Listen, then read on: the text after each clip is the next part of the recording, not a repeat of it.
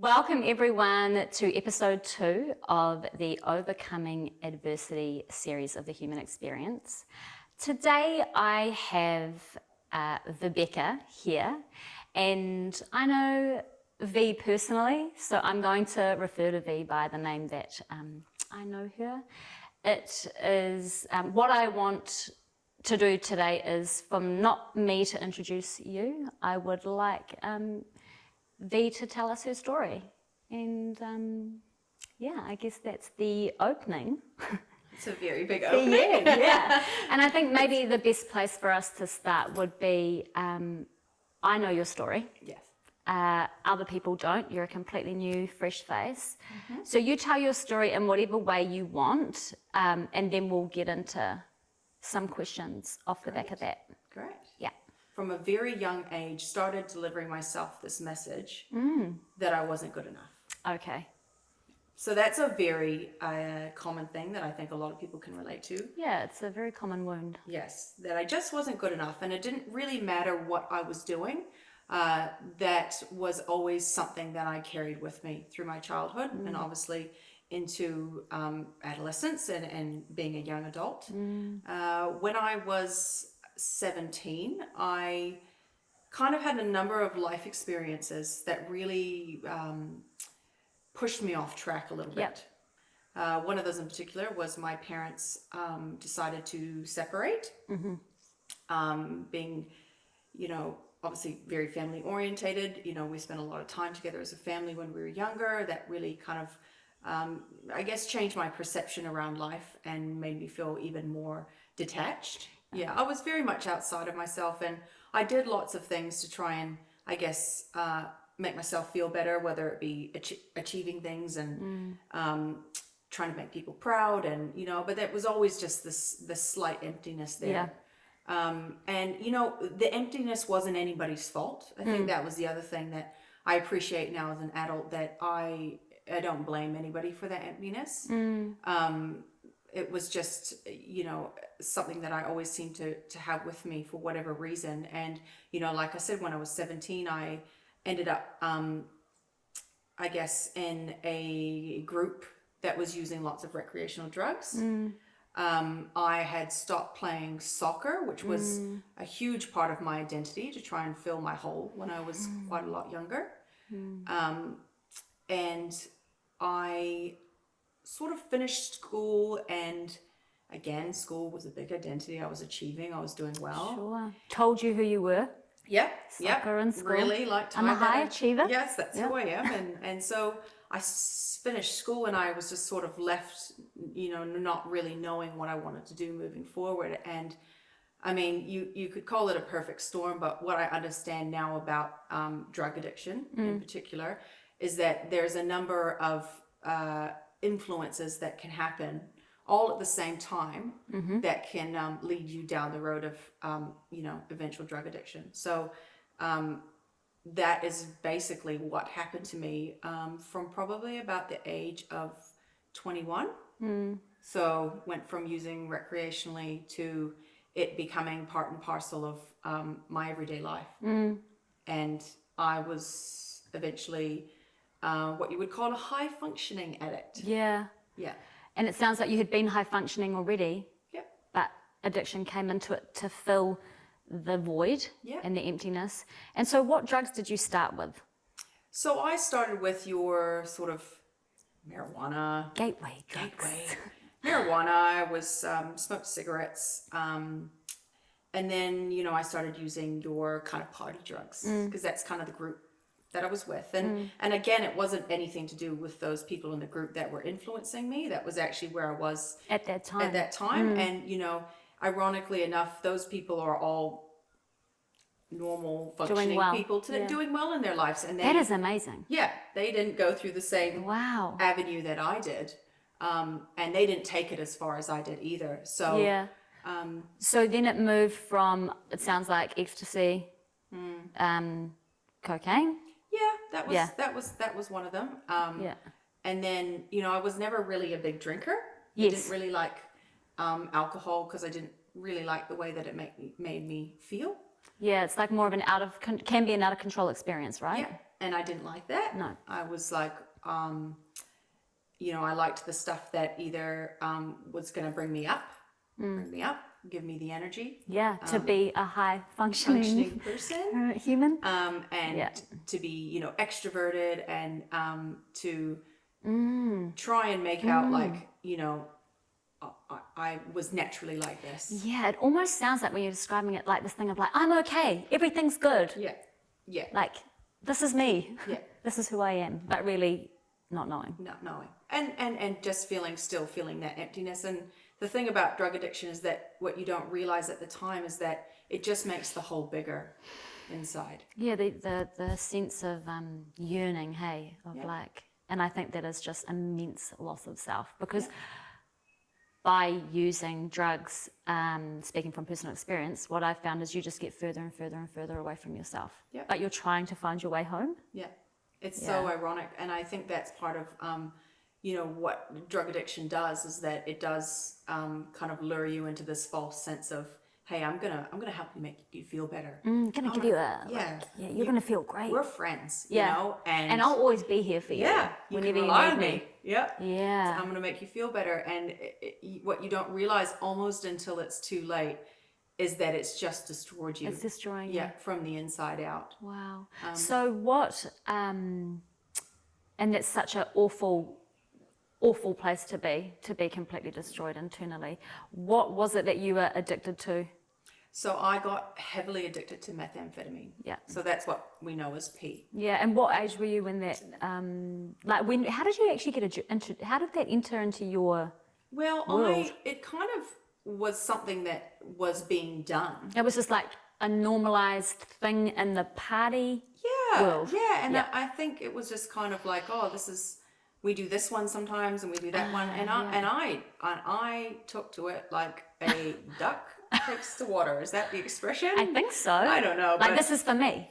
Oh, yeah. This is for me. It immediately, almost immediately, you could have said that I got addicted. Wow. And not necessarily physically, but like mentally addicted. And this gives me all the things. Yeah, it's ticking all the boxes. And I eventually moved away from that party group and into other groups and into other relationships, but it always came with me. And did they know? No. So it was secret. No, people might have thought that I had was quite keen on it, right? But eventually, it was completely secret. Completely. Wow. Yeah, and would you say at that point it was daily use, when it was completely secret? Yeah. Wow. Yeah, and even, I've actually never admitted this to anyone, but even a partner I had at the time had no idea. Yeah. Just no idea that that's what I was doing. And because that's the whole sense of a high functioning addict, is that you have the facade and you're still living your life essentially as normal, but then you have this kind of behind the scenes kind of secret. What a strange, I don't know, maybe you could tell me how it feels to be doing something almost daily in your house or wherever it is, and it's a secret. Yeah, you at the time, because eventually you go from being like mentally addicted or socially addicted to physically addicted. I need this. Yeah. To get through my day. Yeah, to get out of bed.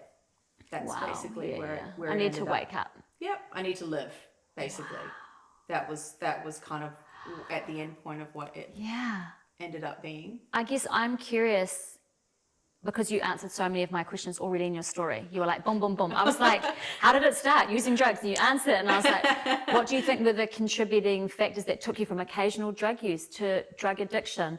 I'm just trying to think if you had answered that. No, you're talking about it because it went from a social thing and a mental thing to no, I'm physically here. And did that happen quickly or? I think that if I look back now, I could probably acknowledge that I knew that I was very reliant on it. Deep down, you knew. Yeah. Yeah. So the thing with a drug addiction is that, it sends you messages that you're kind of okay. And then it almost becomes somewhat normalized. Yeah. in your mind Yeah. and in your body, and you become really, really sick Yeah. mentally, like really sick. Do you want to give me an example of what you mean by that? To be mentally, Like that you become so mentally sick, like are you speaking about thoughts, the things that you're saying? well, I guess it's just that, again, it's that sense of delusion Yes. and like denial. Delusion and denial, yeah. I mean, when Beyond. yeah, I Yeah. still have my job and I still have my friends, and I was still exercising, and I was kind of doing everything that I should have been doing according to So I'm coping. extroverted I'm me. fine. Yeah. And you know, Wow. yeah. And so eventually, the wheels started to fall off. So how did they fall off for you? Yeah. Well, I guess there was things in my behavior Right. that became more and more out of, I guess, character.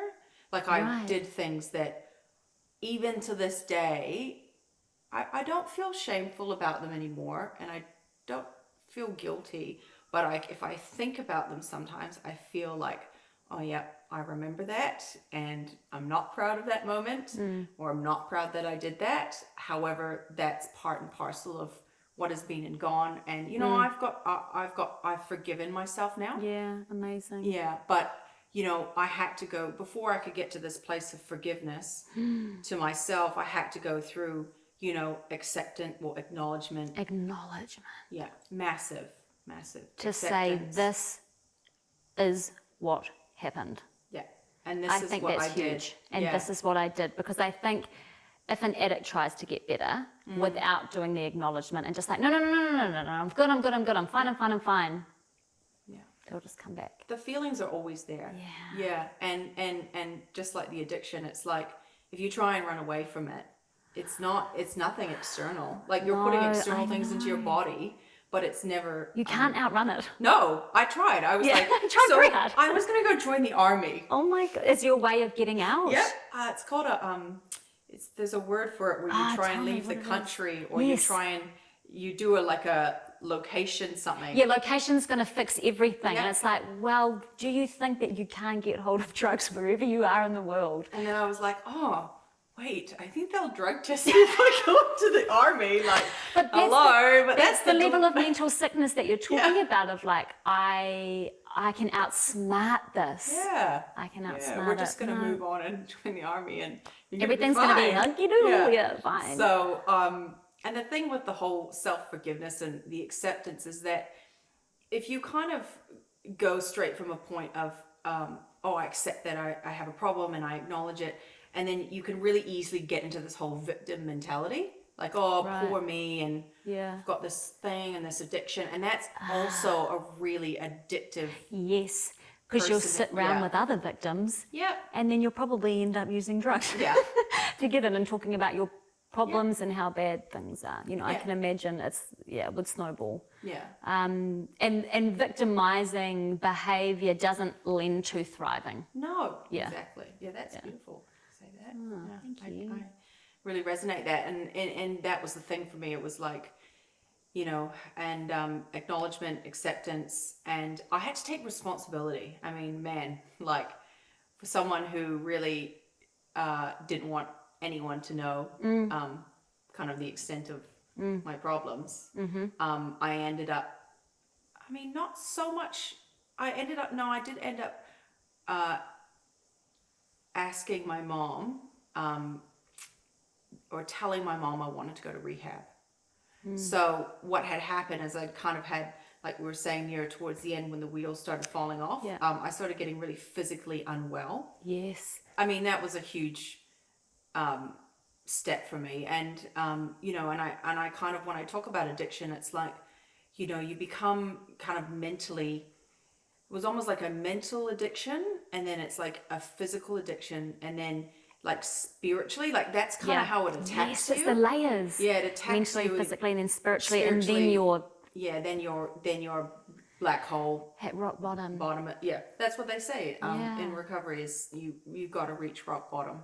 And what I think is interesting about that, and I can relate to reaching my own place of rock bottom with drug abuse, is that my rock bottom is different from other people's rock bottom. Yeah. And so some people's rock bottom might be a really much more severe place. And depending on your makeup or like the tools you've been given, I can understand how people can't get out. Oh yeah. It's, you know, I was fortunate enough to have the support of my family. Yes. You know, some people don't have that. You Well, know? imagine if you were born into addicts who are still addicts, if that was your family group, and you'd have to completely ostracize yourself from your family to get well. And some people do, and it's so hard for them. Oh my God. You know, and then the other thing is that your family might, you know, disown you. They might turn their back on you. Yeah. You know, if you've had a couple of years where you're kind of not maybe doing so well, and they're just like, I don't really want to deal with this. But like, you know, fortunately for me, I was able to stay in relationship, you know, with my mom and my dad, and you know, it was actually my younger brother, and to this day, you know, I'm so grateful that he actually reached out to my mom and was like, I'm not sure how it exactly happened, but he reached out and said, look, I think Vivek is sick, like not doing very well. And of course I denied it, you know, when I was what do you mean? When I was like, hi. yeah, like sitting here, you know. But you know, when you're in addiction, it doesn't want you to get well. No. It wants you to stay sick. Yeah. It's like the power, you know, it's got control over you. And Wow. and then eventually I remember So frightening. yeah, when I think about it, back to it today, you know, the hold that it has on you. I'm imagining that, like a dark, like, I'm not letting you go. Yeah, it is a real darkness. And you know, you kind of, I remember I was, because this is almost 10 and a half years ago now. Wow. So in terms of playing the tape forward, but I still very vividly remember, you know, sitting there, and I was just visualized this kind of crack in the door, like a bit of light coming through.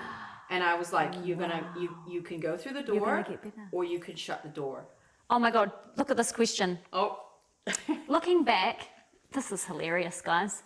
Looking back, was there a sliding doors moment for you? Oh my gosh. And you just said, looking back, Well, 10 years from now, there was a crack, and I was like, you can go through this door. Yeah. So was that the moment? Yeah, I remember. And where were you? I was sitting in my lounge in an apartment that I was in. I think I was probably smoking a cigarette inside. Yeah. Sorry, Mom. And were you high? You had been using? Yeah. I mean, the thing when you get to these kind of, I don't want to call it the peak of your addiction, because it makes it sound like it's a positive place. Yeah, like I'm here, I'm top of the mountain. I've reached the top of the mountain, guys. But usually once you reach the top of the mountain is when you want to jump off and go into rock bottom. So, and I remember that they stop, the drugs don't really do don't what work they anymore. do anymore. And you need more and more and more It's to insatiable. and it just, you get so accustomed to using it and conditioned almost, and then it kind of just stops working. And I remember sitting there and kind of feeling half in and half out, because, you know, drugs weren't really working anymore. And then I remember seeing the light in the door, and I was like, you know, you could push that door open and you can go through that door. And I remember ringing my mom. I think she was overseas at the time or something. And I said to her, look, I want to go to rehab. And she was like, oh, I thought you said you were okay. I was like, I'm not okay. So she had no idea.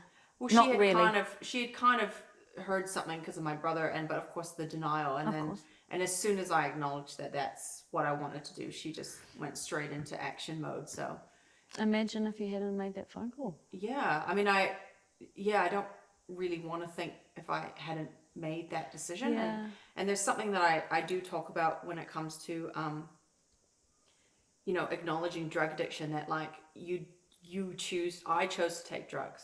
So that was my choice. No one forced me to do it. Yeah. I didn't choose to become addicted. No. Like, and I think for some people out there, that might be a hard thing. It's like, if you're going to use drugs, then you're choosing that life. But there's a lot of people that use drugs and don't get addicted. Yeah. But I, by no means, wanted that for my life. No. You know, I was in my 20s. It grabbed you. Yeah, and you know, I was what you would look from the outside. I had a really good job, and everything was kind of going well for me on the outside. Why would I all of a sudden decide that, hey, I'm going to go and get addicted to this drug. You know, it's going to take my life over. I think that's an important point to raise, and something that whenever I think about you, which I do sometimes, we used to work together. Yes. In advertising, and you were at the top of that business at the age of 24, running basically a marketing company. Yeah. And you were incredible, you know, from the outside. Yeah. It was all like you were doing you're a personal trainer, like group fitness trainer. Yeah, still a lot. Yeah, you were doing a lot. And that's kind of the thing that I want to break down, this myth of what someone who uses methamphetamine looks like, or it only happens to so-and-so, it won't happen to me. Addiction doesn't discriminate. Yeah, It will get anybody. Yeah. If you've got, you know, the perfect storm. Yeah. Yeah. It will just whisk you away. And whisk you away. So you seemed fine on the outside. Like, I knew you, we saw each other out at parties, and it was never like, this person's not okay. Yeah. But that's the thing when you get to being a high functioning addict, it's like, that's the scary part. That you were still living it's almost crazy to think that you're able to withstand that much. Well, I mean, it was really about appearances. So the other thing is that drug addiction doesn't want to be brought into the light. No. It lives in the dark. Yeah. And so for someone to try and bring your drug use and or even for just me own to it. Yeah, like it was like, that was the biggest, like, you can't do that, like, because somebody's going to find out. And if you kind of have this kind of emptiness, and then it's like, if you could imagine drug addiction comes in and then it just makes it bigger, and then you know, this thought of then still having a gaping hole inside of you, and then the drug's taken away, it's like, and everybody knowing that you know, are a drug addict is like you can't even conceptualize that when you're in addiction. It sounds like I'd rather die. Yeah. So can you tell me a little bit about how you worked with that emptiness to be able to be here now? I mean, going into rehab was one of the best decisions of my life. Amazing. Yep. And fortunately in New Zealand, there actually is quite a lot of, I guess, rehabilitation places available for people. And can you go in there if you can't afford, like, can people go in there, like, Yeah, anyone can go in there. Amazing. Yeah. The government, actually, the one I went to, the government funded it. Or I think I was on the sickness benefit, and that paid for some of it. But we really actually, from what I know, we have really good access to, you know, rehabilitation. That's good to say. Yeah, because people might not know. They might think, I need money to go to rehab. Because it's quite an American. Can be an American. You know, there's, you know, I mean, there's other places that you could probably pay to go to, but the one I went to was that it was basically like, leave your ego at the door. Or you get a kick up the ass. Oh, and I just go. And I did. You got booted. I really did. You got but, you know, nothing like a good kicking when you're down. Yeah, well, it was just basically like, I walked in there and I was, because the thing with addiction is that you end up with this you know what addiction is, the behaviors, they're still there. Yeah, you see walking like, I don't even need to be. Pretty much. I was like, I'm These fine. Guys are all way worse than me. But that's your head. I remember it being like, why are you even here? That must happen to almost every single person. Yeah, everyone will go through that process, and then my behaviors as well. So because I still had this need to want to kind of act out on something, you know, I really acted out when I was in rehab. Yeah, I can't imagine that. I know, it was really naughty. What were you doing? Well, like there was boys and not that extreme, like nothing that extreme, but just flirting around maybe. And you know, I got really aware when I was in rehab about the way that I was and how that was actually perceived. Wow! Oh my gosh! Never even considered that. That's actually quite a gift. When does anyone ever truthfully tell you the truth about your external behavior and what that's read as? It must have been quite shocking. I was really annoyed. That's not right. I went through this whole period where I didn't sit next to any guys for like I was in there for 4.5 months, for like a whole month. I didn't speak to any men. I didn't sit next to any men. Because you were so mad? No, because my behavior was supposedly I was Yeah. had this persona that I wasn't even aware of. That's how I was coming across. Wow. And I was annoyed because I was like, that's not how I'm trying to be. Oh, so you're proving a point. Maybe? Yeah, at that time. And Yeah. then it was like, I realized that I had to take responsibility of, I guess, this perception that Okay. even though I wasn't trying to be a certain way, I had to kind of relook at like my behavior. Well, I really understand now when you're like, my ego. Yes. Yeah. Yeah, and It got I mean, handed to me. yeah, and then a huge thing for me in what we call treatment as well was that I didn't really want to take any responsibility. Like I was there and I was doing the work, but it was like when asked about certain things, I kind of would blame other people Wow. or other things. It's not my fault that I'm here. Yeah, and it's not, like I said before, it's not my fault that I got addicted to drugs. I Yeah. don't feel like it was my fault I got addicted to drugs, Yeah. even though I chose to use them. But in order to get clean, in order to reach inside and start filling up that hole, you have to take responsibility Yeah. of yourself. Wow. Because you can have all the help in the world, That's so true. but it's got to be That's so you true. that goes, right, this is what's happening for you. This is what you did in the past. You're not proud of it. But if you sit there in shame all the time, shame really blocks you from actually working through things. Yeah.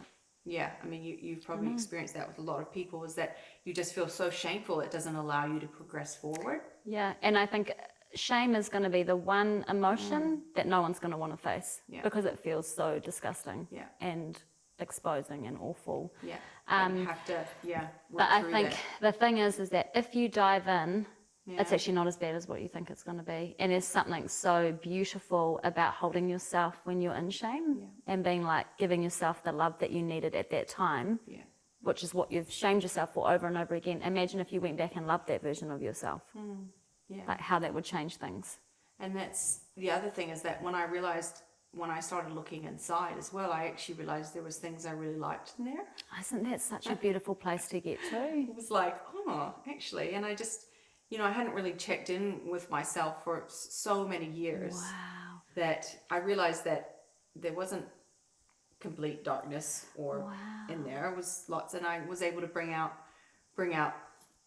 the good things and acknowledge the good things. And I really left there feeling really kind of I mean, I was still very vulnerable when I got out. Really raw. Yeah, because it you kind of go into this little bubble, and they kind of not break you, because that sounds very extreme, but they kind of pull you apart, and then they put you back together with love. Yeah, and in a way, that's kind of what the work is. Yeah. It is about viewing those parts of yourself that you've been scared to face for a really long time. You kind of have to do the breaking down and the understanding to get to the core to then work upwards.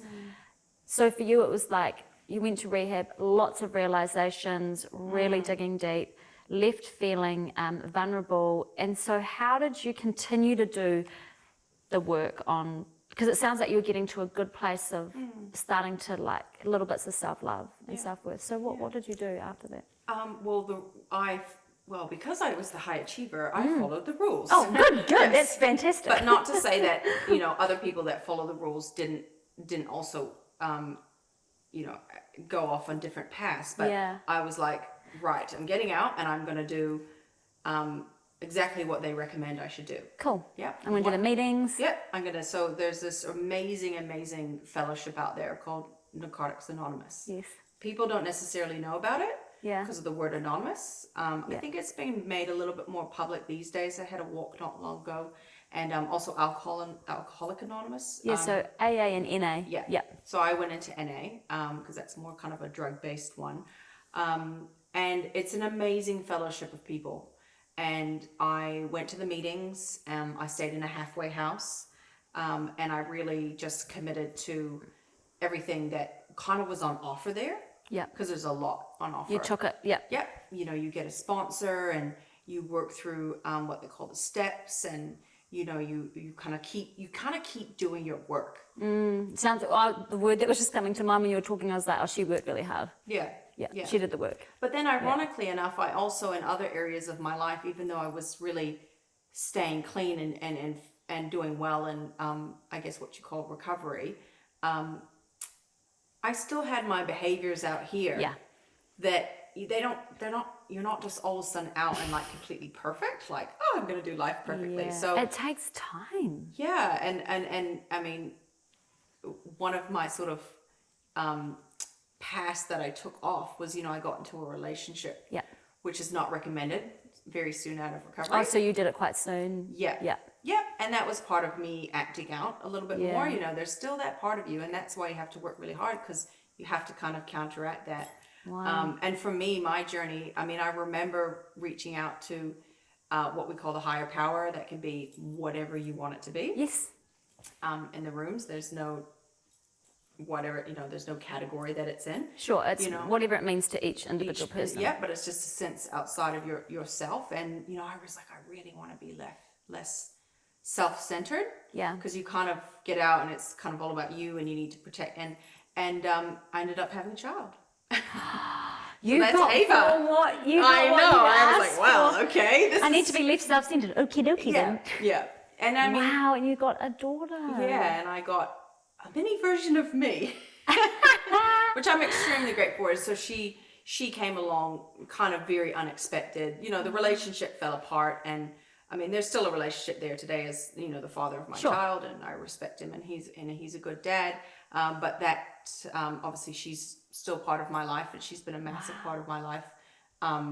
Ever since, I have 2 more children now, as you know, but she was kind of, so I had her when I was 26, I think. Wow. Yeah. And how long had you been sober? Clean, sorry. I think I was only like a year clean by the time I think I was like 12 weeks or something, like just from memory. Wow.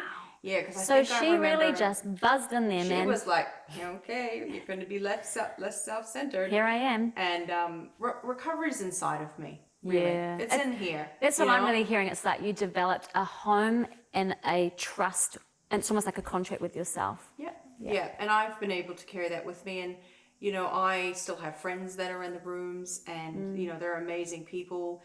One of my best friends, we met in treatment, and, she's like my best friend today, and she's just flourishing in life, and it's just amazing to see. Cool. And then I have another friend who, that I've kind of continued on with. But, anyone out there that's, looking for support, the rooms are just an amazing asset. And I just wanted to finish on that last question. What are you most proud of in your journey? So is this in your whole journey? Because you're a whole person. Yeah. So what am I most proud of? I would have to say, it's a really big question, because I've had so many big life events along the way, in terms of that I've experienced. It could be a few things. Yeah, but I'm trying to relate it to being an addiction, I guess. Okay, yeah. And if I think to back then, I'm extremely proud that, it's relevant today that I am still clean. Yes. And I'm immensely proud of that. Like, and I'm not even pretending. I'm like, it's just, oh my God, my heart's just going. Especially in a world as well where, I've had people being like, oh, you don't drink? That must be so boring. And I'm like, mate, there's nothing boring going on here. I'm actually feeling really happy. Yeah, we're good. And so that's, and that's still relevant for me today. And so I could really hone in on the fact that each and every day I've chosen to stay clean. It is incredible.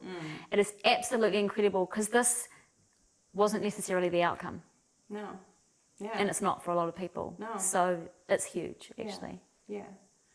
So that's probably what I'm most proud of in terms of my, I guess, addiction recovery journey. And then also to really be able to talk about it now, because, you can only keep what you have by giving it away. That's another one of the rooms. Say it again, so slowly. You can only keep what you have by giving it away. That's beautiful. Yeah. So that's the rooms. That's one of the big sayings in the rooms. And I actually, one of my kind of drivers, not for leaving the rooms, I wasn't didn't decide to drive out of there. I just sort of organically left. But I was like, well, I can go out into the world and I can spread this message of recovery to people, you know, that have no idea that this whole kind of world exists. Wow. And so that's why I'm actually publicly talking about it now. But if you'd asked me maybe even a year ago, I don't know if I was ready. But, you know, when I hit my 10 years, I was like, you know what? I'm ready, you know? And, you know, so it's really special for me to be here today with you and to share my story. And, you know, we know each other as well. So for us both to be here today and, I know, you know, living in our light. I know, living in the light and to go through the darkness to get to the light. Like we really had to do that. I just wanted to say thank you so much for being here. Not just for me, because we are friends, but I really recognize, I know from walking down the path of drug abuse for me, what a big deal this is. And I get that you have to be at a certain point in your recovery to be open to sharing truthfully, like deeply truthfully. For years I called it substance abuse. And now I'm like, let's call it what it was drug abuse. So, so thank you so much for doing this, putting your maybe stuff aside so you can share it with the world. It's huge. Well, thank you for allowing me to share it and creating a safe place that I feel like I can share and, you know, maybe helps at least one person maybe out there or, you know, whoever might be struggling.